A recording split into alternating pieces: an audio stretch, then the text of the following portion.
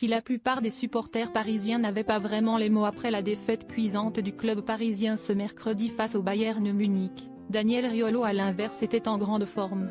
Il faut dire que les fans du club de la capitale commencent à avoir l'habitude des désillusions en Ligue des Champions, qui s'accumulent depuis l'arrivée des investisseurs qataris à la tête du club. Si parfois les matchs ont viré à la catastrophe face au club espagnol notamment, le 8 mars dernier, s'y estie un véritable sentiment d'impuissance qui a accompagné la performance du Paris Saint-Germain. Avec un budget astronomique, la masse salariale la plus élevée en Europe et un trio Mbappé, Messi et Neymar, le PSG avait pourtant des arguments pour aller loin dans la compétition, mais une fois de plus, le parcours s'arrête en huitième de finale.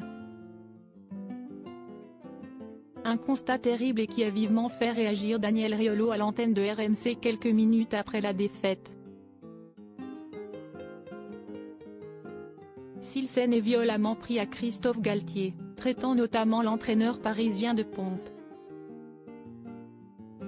Très remonté, le journaliste de 52 ans ne s'en est pas pris qu'à au natif de Marseille, puisque plusieurs joueurs se sont retrouvés dans son viseur, à commencer par le capitaine de l'équipe, Marquinhos.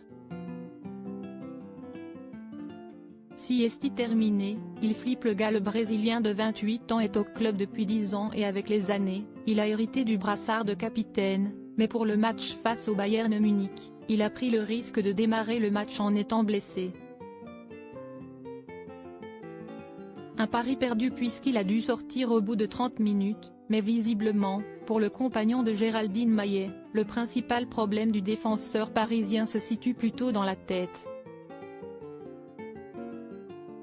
Marquinhos, il est entré sur le terrain, il avait le froc plein.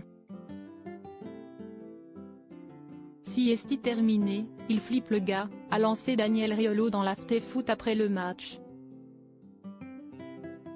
Pas du genre à avoir la langue dans sa poche et très remonté contre l'ensemble du club parisien, Daniel Riolo n'a pas hésité à s'en prendre aux principaux coupables de ce nouvel échec, selon lui.